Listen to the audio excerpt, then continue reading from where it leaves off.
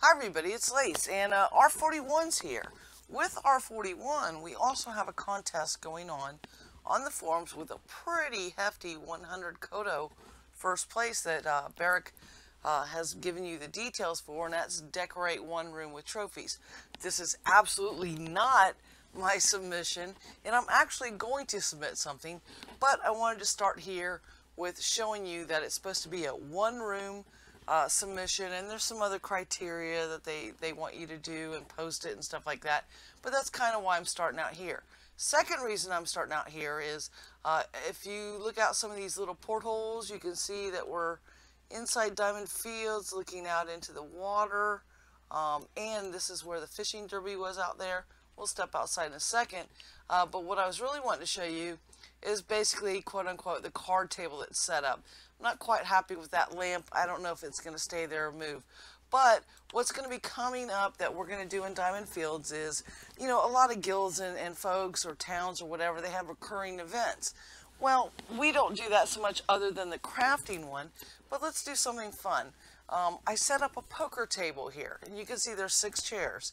And what we're going to do is, and it's not posted on the forums quite yet, but I wanted to kind of show you this, and this is the idea, is this is a little fishing shanty off the bay in Diamond Fields, which is an island POT, and we're going to have a poker tournament. I will post the specific details of it, but basically we'll have 6 people enter each week. The winner will advance to the next round, and we'll continue it on. It's probably going to be a 6-week thing, and then the 7th week is the winners of the first 6 weeks for this to fill the 6 seats. I will quote-unquote be the dealer to ensure that there's no random number chicanery going on and stuff, and we're going to do a little poker tournament. I'm still working out some of the logistics, but this is what I wanted to show you, is this will be the poker room here in Diamond Fields. We've got Adultima and other places. We've got a lot of different venues. We've got people that do like lotto and stuff like this. This place is not finished. I really just actually started it just a few hours ago today. Made some trades, got another deed and stuff, and so we'll get it fully decorated. There won't be so many fish probably, but also what we're going to do, since it's on the bay and near where we had our fishing derby, and I think it went off pretty well. I think the mechanics went off really well for it, so probably we'll start a little bookcase collection of all the winners that have done the fishing derby here in Diamond Fields and stuff. So that's some of the things that's coming up, you know, that are planned. Let's move into, let's say, well, R41 and the present and the game state. I don't want to spend too much time on Save Our Minds hashtag. I'm really pleased that the devs responded to it and stuff, because it was gobs of pages of feedback, and you had both sides going back and forth. And what I'm really most pleased about from that is that there wasn't any hate speech where the forum had to be locked down and moderated and, you know, chopped to hell and everything. So that's pretty good. I think mostly everybody's on one side of this fence, and that's kind of why the devs said, hey, we're going to add some more ore to Serpent Spine, and we're going to add it more to the Verdantis, even though we hadn't actually played it quite so much yet, and stuff. And that's great, and that's well and fine. But the problem is that then they kind of ninja changed the timer respawns. So like it used to be, I could go to Elysium Mines, and I'm just going to use that for an example, even though we know it's going to be nerfed to hell pretty soon. I could go in there, and I could go in that first gold room, and I'd run around, and I'd, you know, kill all, there's 4 kobolds, I'd kill all 4 kobolds, and then I'd mine around the circle, and then I'd loot them and move on to the next area. But what's happening now is they've changed the spawn timers, and I'll go and I'll kill them, and I'll run around, and if I happen to fail, they've already disappeared, the bodies have disappeared, and they've spawned. So they slow, you know, they basically are trying to eliminate the ore that we're getting out of there now. So it's kind of like, well, here's the carrot, we're going to add more to these 2 uncloned mines, but here's the stick, boom! No more ore for you if you're not fast. And this was doing it with no potions or anything. I did have a 100 or GM, you know, 100 skill and quote unquote, in the swift gathering aspect of it. So I kind of found that, I'm sorry to be harsh, but I found it kind of underhanded. It's like, oh, look, we're giving you more ore. Oh, look, we stealth nerfed how fast things respawn. Yeah. I don't really want to make this video about that because I think the forums are the perfect place for that, where everybody can respond, not just a select few that watch my videos.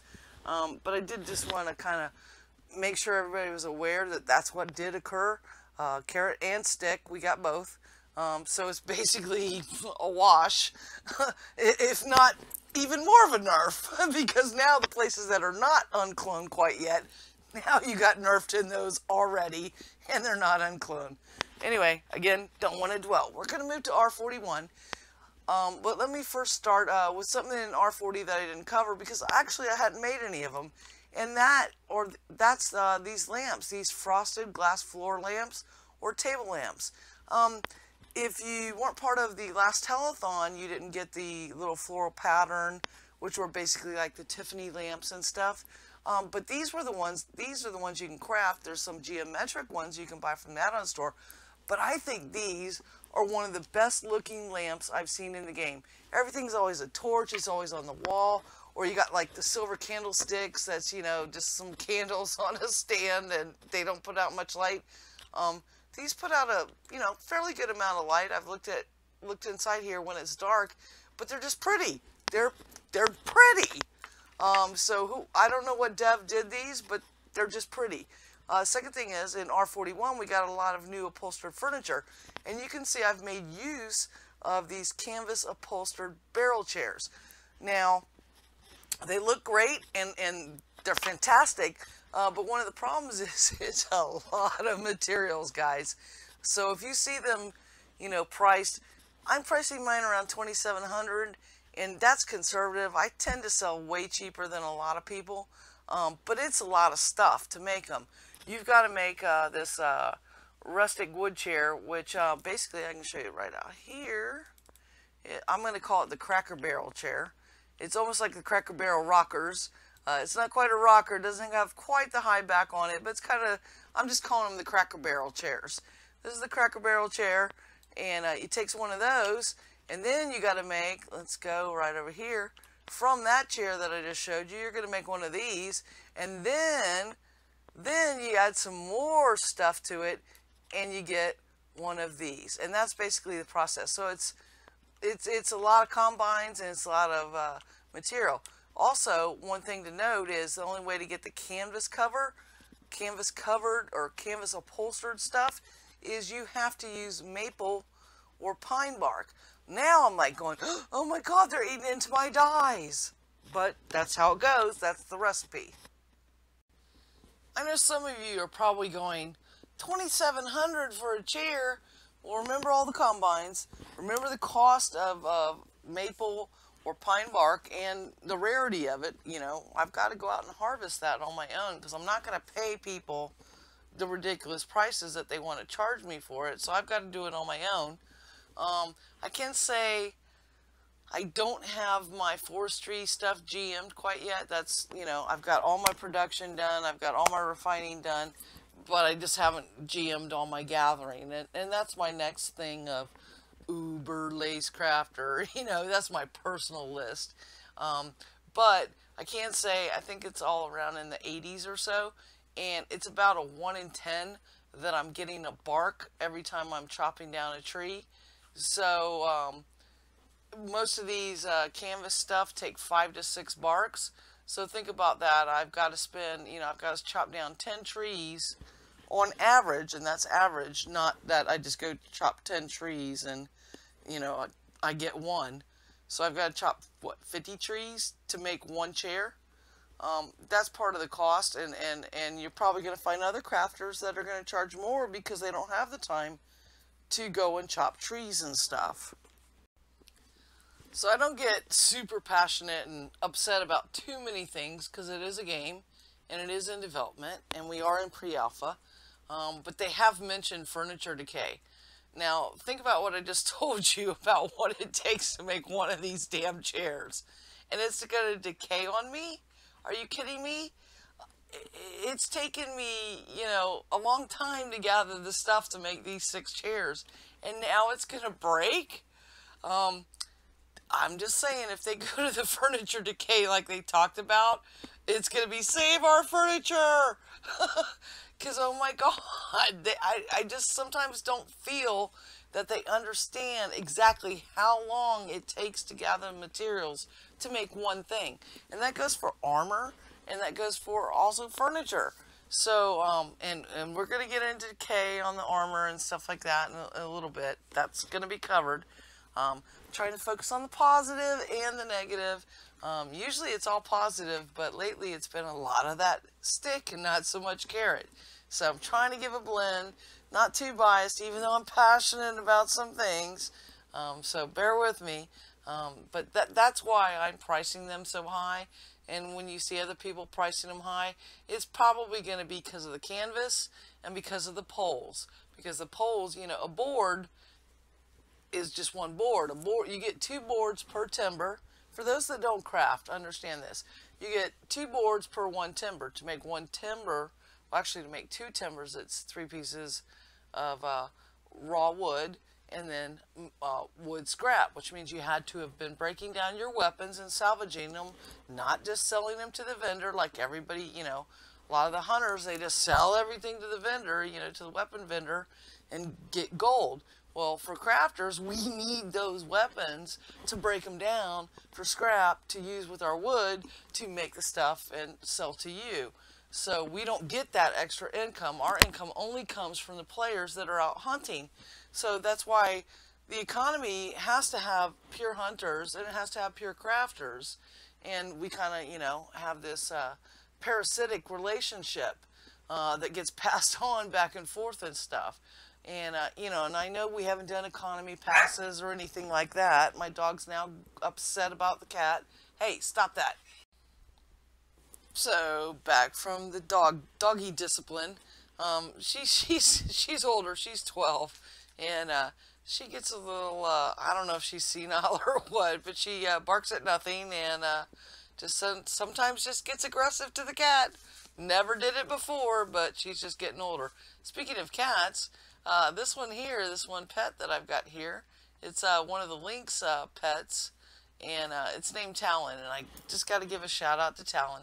Talon was my cat that I had for 23 years. He was an amazing cat, so this is a little homage to him. He was a yellow tabby. While this is a lynx and not quite a yellow tabby, this is a little homage to just a really long-lived cat. That was just a stray. I guess some people call him Ginger. I just call him Yellow Tabby. But the little ginger cat that I had for so long. So, you know, no, she wasn't going after him because he has, you know, he's been gone for a few years, but love that cat to death. Getting back on track. Look at me all sidetracked. That's because I've had a few beers. Hey, it's Saturday night. Why not, right? Getting back to this, let's get back to R41. So we've seen some of the furniture here, the new stuff there. I kind of touched on the Cracker Barrel chairs. We also have this lovely rustic couch, or sofa rather, quote-unquote sofa, but it's got color. And then we also have the chairs. And again, these chairs make other chairs, but I think they're way better in their rustic form. Especially for like this fishing location that I've kind of, again, thrown together in a few hours tonight. I was trying to get it all finished before I did the video. It didn't happen. But I got enough of a little fishing area going. Because fishing's just like been super on my mind from the fishing derby and stuff. And I hope you guys like it and maybe it inspires you to do some stuff. But again, this is the rustic stuff. It doesn't take that bark. I sell it much cheaper. I don't remember exactly what I priced it at, but it's going to be based on poles. Poles and boards. Those are the cost factors in that, you know, plus all the fuel and stuff. But I think they're pretty good. And look how it fits perfectly inside this nook in the home. Usually I find with some of the homes, the newer things don't quite fit the way I'd wish they would. But look at that. I mean, that's just like, it's like a glove, baby. And this was, you know, an older design home. I think this is like the Citizen Founder Water Home or something like that. And I actually was going to put a different one here. but this one just, it kind of fits. It's even got a little bell you can ring. I have my sound turned off, but you can ring the little bell and stuff, and things like that. And I don't, again, not fully decorated, but now you've seen a couple things from the R41 furniture collection. I'm going to bounce over to another area and show you the rest. So anytime we get a bunch of furniture, I tend to do a display. Usually it's at my Owl's Head shop.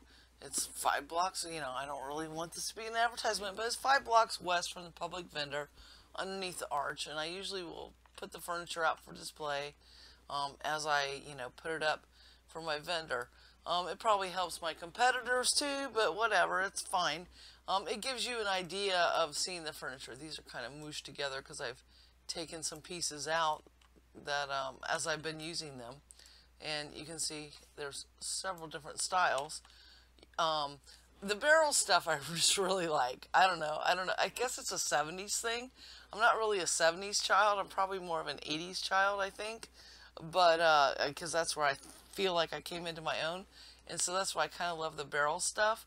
But also, you know, we've had the Gothic tables and stuff, and somebody actually sent me a private message on the forums, and they're like, I want a long dining table. Well, we don't have any long dining tables, but you can put 2 Gothics together, and then if you want to like go for like the formal dining, I would say this chair, not the one with the arms, but these lined up against a Gothic, because the Gothic's a pretty dark brown.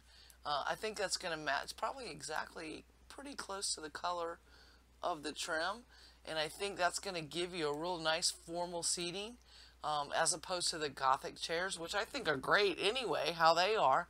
So it depends on if you want to go formal or more medieval or something. These would be the formal ones, and the other ones would be the medieval. Maybe you have 2 sets, you know, depending on the type of folks you're entertaining. We've got the long couches, which is basically looks like a modern day sofa. I love these because they got little pillows. This is a love seat, right? Yeah. And this is a love seat. It's got a little bit more wood trim detail on it. Again, all these are craftable. These are not add-on store. They have them in the add-on store with different filigree or something, I believe. But I think they're really nice. The ones that we can craft in-game for, you know, quote-unquote zero money invested are darn good this go around. Sometimes we kind of get the of that end of the stick, but these are really nice furniture. Now, one of the things that sticks in my head, I don't know if this will ever be true, but I know that it's something that we've asked for, oh goodness, since I've been playing, so probably a couple years almost. And that's the ability to dye or stain furniture. And I'm wondering if these are all in a base white like this, so that possibly someday they're thinking about, you could have a red couch, you could have a blue couch, you could have a green couch. You get a couch, you get a couch, and yeah, Oprah, whatever. And maybe that's why we're only getting the white here, and in the store, I think they're still kind of white but different. But maybe that, you know, it could be me just reading into it. But because they're this color, a neutral color, that later perhaps we could dye them. Just 2 more to cover here, and these are the Nordic ones. The Nordic chair, I don't know, the rustic one looks better to me. The Nordic has, let's go in on the details here. The Nordic has, you know, the little Viking thing, and I guess depending on where you're using it, for me, being former SCA member, this is the perfect chair to sit in, because I can sit in it in my armor and it's not going to bunch up and stuff. But in game, I'm not sure that I really like this chair that much, you know, from my particular play style. But in this one's kind of like a throne thing. So folks that are trying to dress up or maybe create a round table, I think I've seen some people post pictures of that and stuff. These look very fanciful and high-honored chairs of position.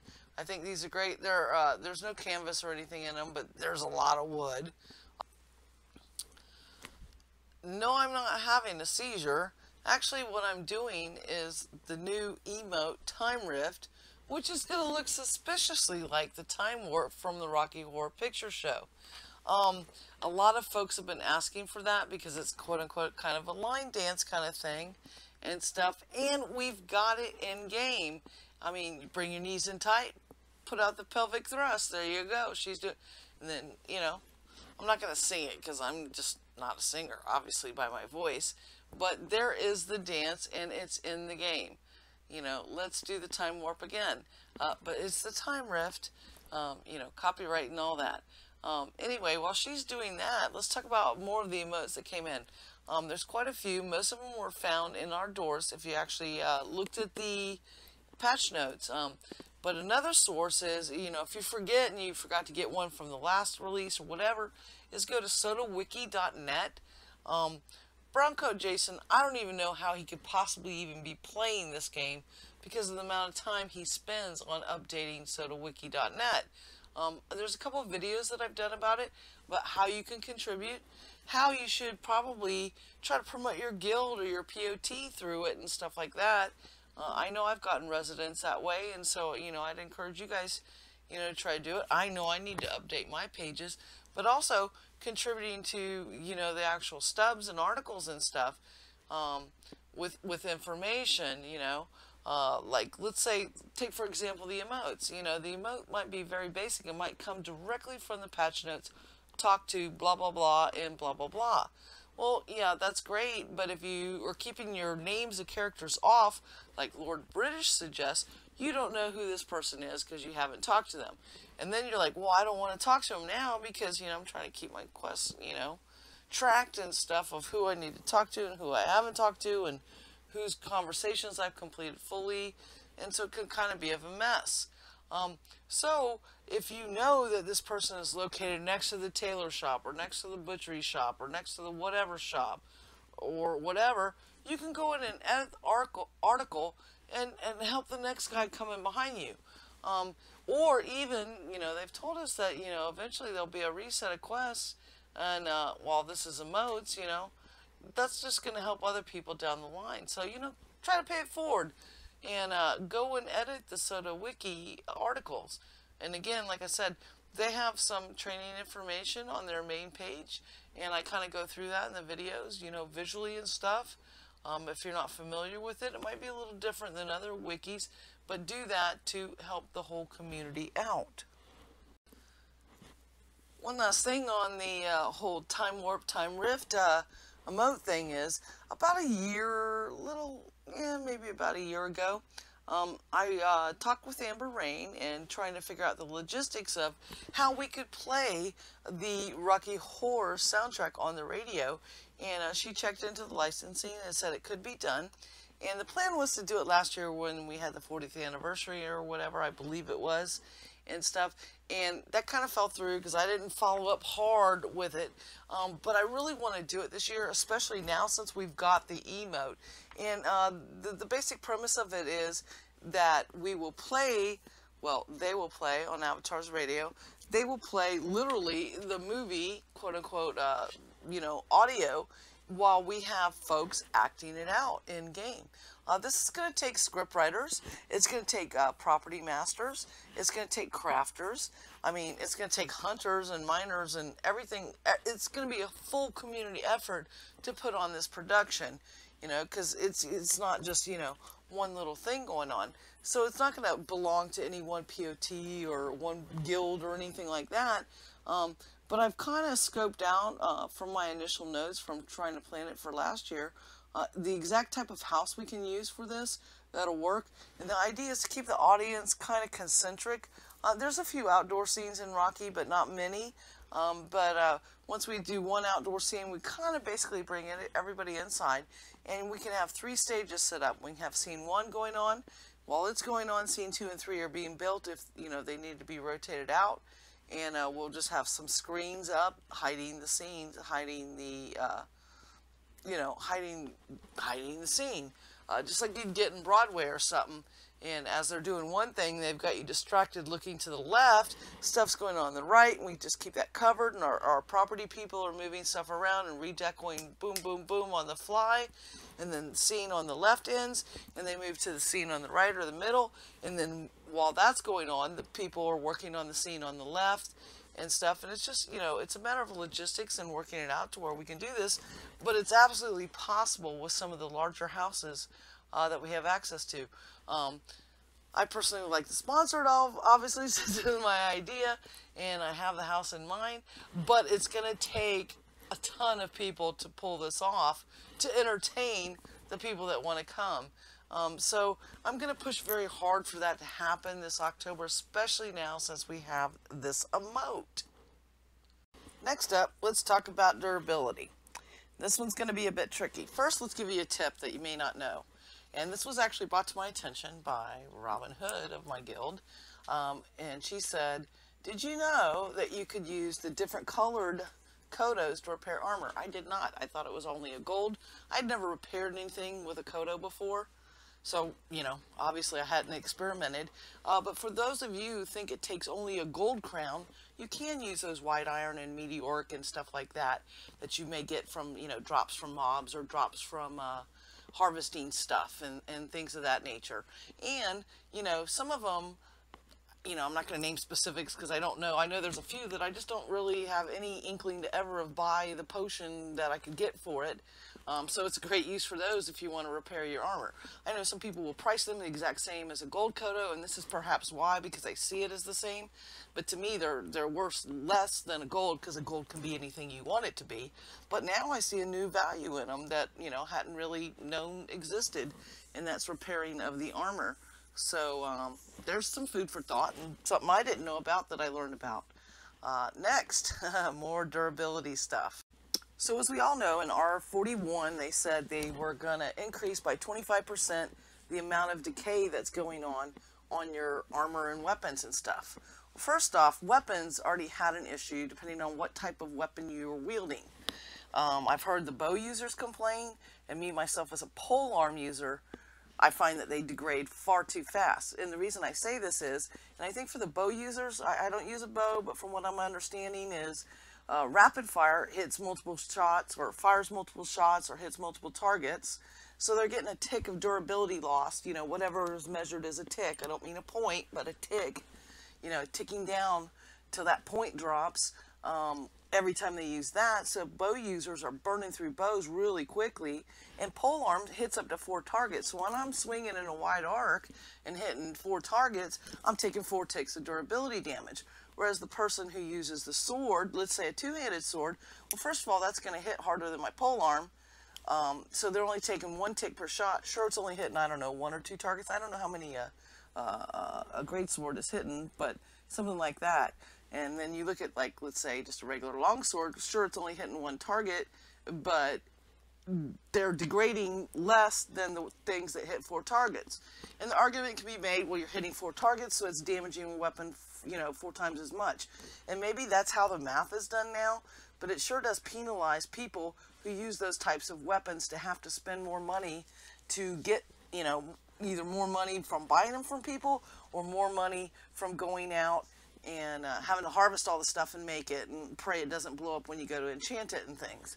So I wanted to bring that to the forefront. Then also with durability, I'm finding I'm having issues with my armor suddenly. And I have, if I hit K for skills and I go into adventuring, I go into tactics, I have trained my armor preservation and weapon preservation. They're only at 80s. They're not GM'd right now because I've got a pretty low pull going on and stuff. As soon as I build some more in my pool, I will get those up to GM now, just to save. But what happened was this patch came out on Thursday, and I pretty much hunted solid all weekend.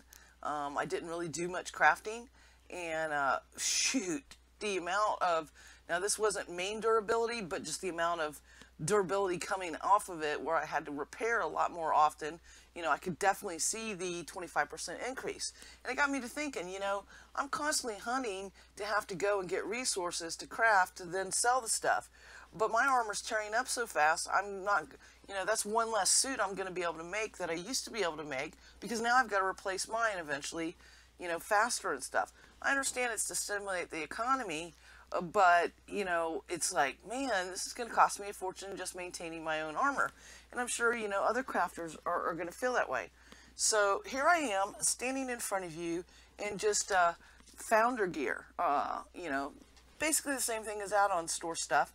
You can repair it to 100% anytime you want. It's not going to fully decay. It's going to go down, you know, in the ticks or the points off from the main, but you can repair it back up to, you know, full repair without using a Kodo and stuff. You can just use a regular repair kit, which makes sense because you paid real money, and if the stuff was going to, you know, go away, nobody'd be buying anything from the add-on store.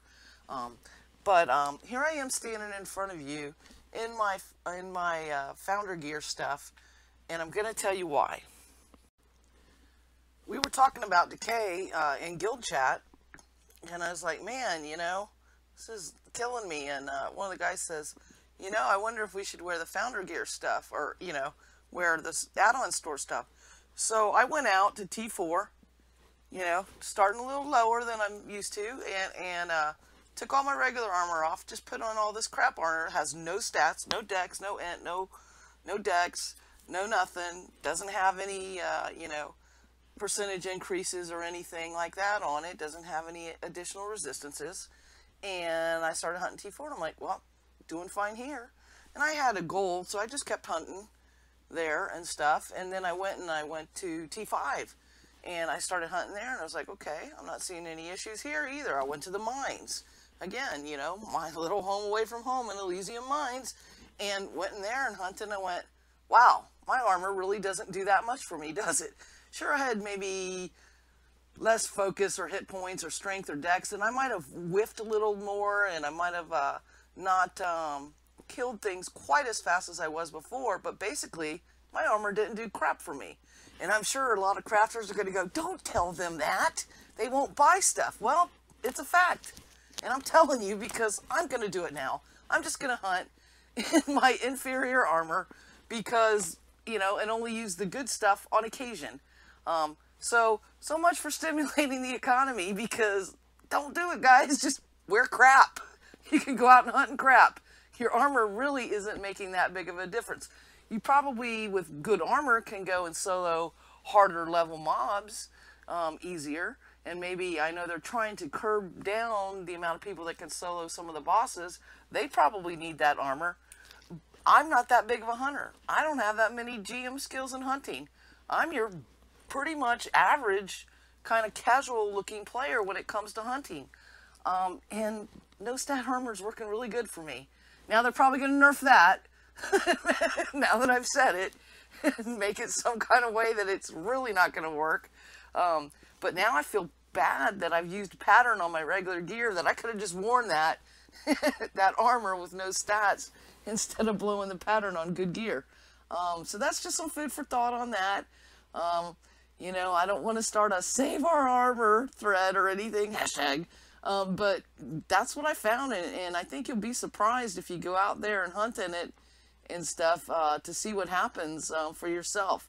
I did make one adjustment to my deck when I did this, and I just put a static heal over time in there, because, you know, I was, you know, taking a little bit more damage, and I was burning through my focus a little faster. But as I understand it from this release, a lot of people are burning through their focus faster suddenly. So, you know, I changed my deck just a teeny tiny bit, and no problem in the mines. I can actually do obsidian bears, which are still conning yellow to me, because, you know, I'm not that high of an adventure level, but I can do 2 bears at a time without a problem. So depending on, you know, how far you're advanced, you know, you might want to try the no stat gear that you can repair forever, instead of buying from me and buying my crafted armor and weapons. I'm using a crap weapon. I'm using the Pledge Vandal Polearm, or whatever it's called.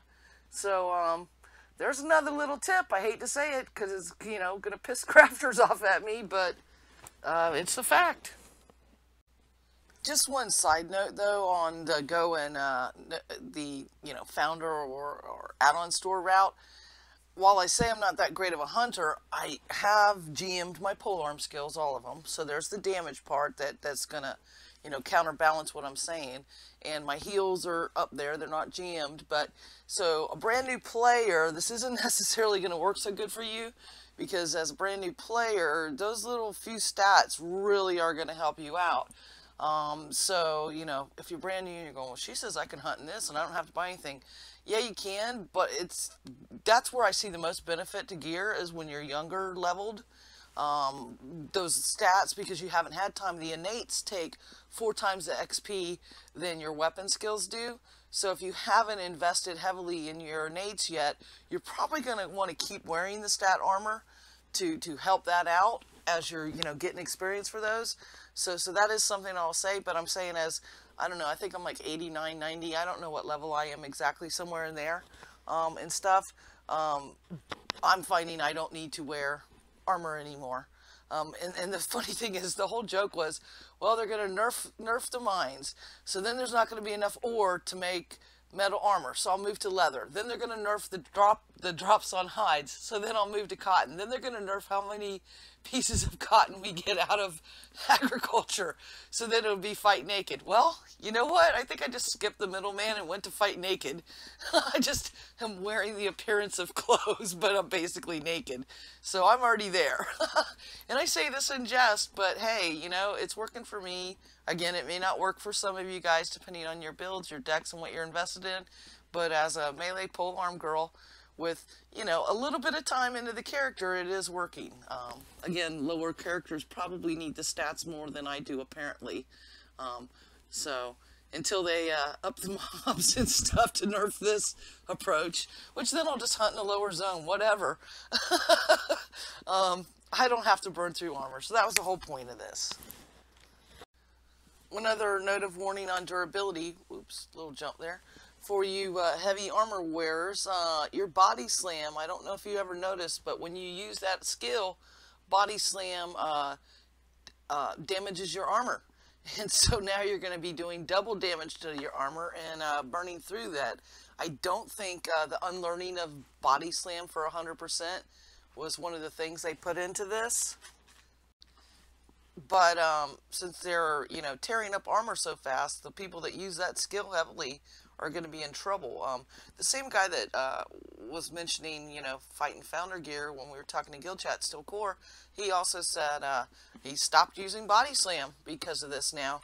And I think he said he's using charge or something. I think that's a sword thing, a sword skill. I don't know because I've never used it, but there you go. There's a way around that now, is you'll have to use charge instead of body slam, perhaps, to save more wear and tear on your armor. So one more tip on that. The last thing I want to hit is to circle back to the Great Trophy Contest, and I'm just going to open this chest. This is kind of my loot haul from the weekend, for the most part. Now, there's 1,000 or so, 1,200 hides that I'm already converting, but there was probably 1,200 animal hides that I got, and then all this stuff, some of the weapons have been broken down to scrap and stuff. So you can see I burned, that's how many carcasses I got. That wasn't, you know, the other stuff. Let's just filter real quick for carcasses. So you can see what I've been hunting. I wanted to get some trophy heads, and I got 2 the entire weekend. I think I got 1 on Saturday and 1 on Sunday. I got a crocodile on Saturday, and on Sunday I think I got an Arctic wolf. But you can see these are the carcasses. That's not the hides. And you don't get a carcass every time. You don't get a head every time, a regular head even. But that's about what it took to get just 2 pristine heads. If you remember when they first introduced the pristine heads, they were dropping like candy. And I probably have a couple left from that time, but a lot of people that I talked to, they were just like leaving them laying on the ground and stuff because it weighed too much. Yeah, okay, so yeah, pristine crocodile and pristine Arctic is all I got. But 130 wolf heads, 75 croc heads, and 116 bear heads. And remember, they don't drop every time.